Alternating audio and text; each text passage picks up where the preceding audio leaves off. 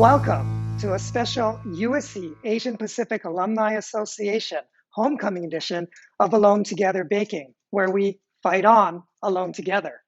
I'm Sky, and I'm going to demonstrate how to make one of my absolute favorite desserts, souffle cheesecake. Now, when I did my study abroad in Japan, I would sometimes splurge and treat myself to this light and airy cheesecake.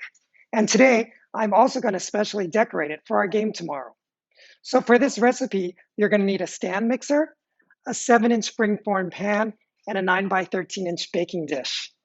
So let me just put on my signature panda apron so we can get started.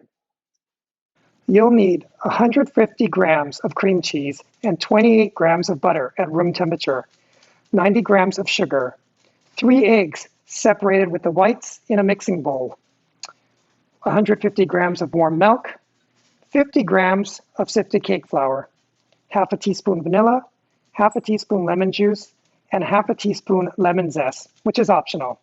You'll also need 4 cups of hot water for the bain-marie. If you don't have cake flour like me, you can use 1 tablespoon of cornstarch and the remaining amount in all-purpose flour. And here's a tip to keep lemon juice on hand.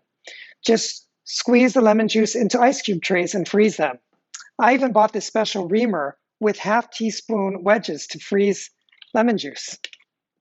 So right now I'm keeping the egg whites in the refrigerator so that they stay cold while the remaining ingredients have been sitting out for an hour. I have the oven preheating at 320 degrees Fahrenheit. And we're going to take the cream cheese and butter, mix them together.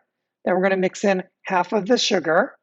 And then we're going to mix in the egg yolks one at a time.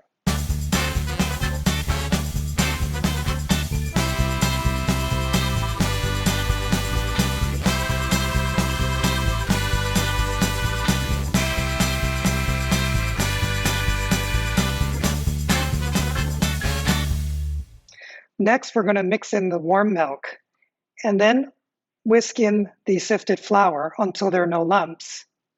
Then we'll add the vanilla, the lemon juice, and the lemon zest if you have some.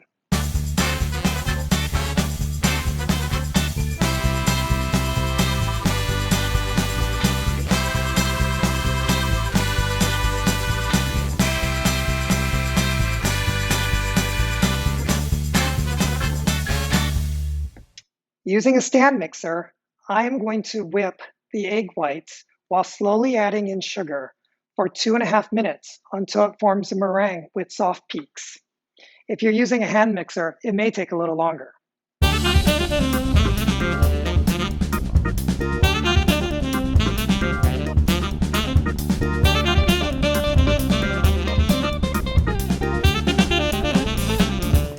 So here's my meringue mixture.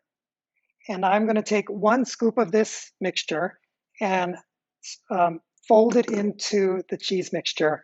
And then I'm going to take the rest of the meringue and fold it in carefully as to not deflate the meringue.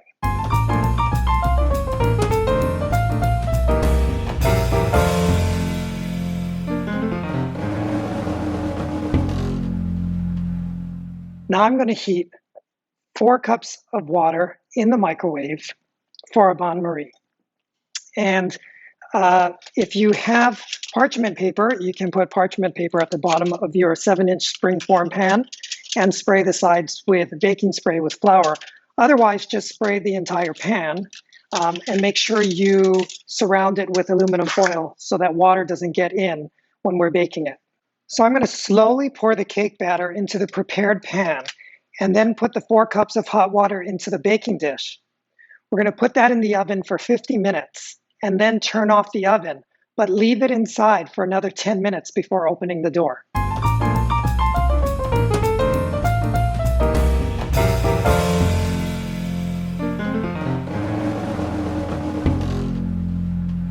I'm going to open the door slowly and leave the door cracked open for about an hour or so while the cake comes to room temperature. Do you see how the cake is taller than the pan? Don't get too excited. It will deflate a little as it cools off. but it'll still be super light and fluffy. Since we're celebrating homecoming, I made a stencil out of the USC Athletics logo. Now I can use that because I'm not selling the cake. Just a warning for all you entrepreneurs out there. So we're going to take the stencil and put it on the cake and then dust the top with powdered sugar and then remove the stencil. Go.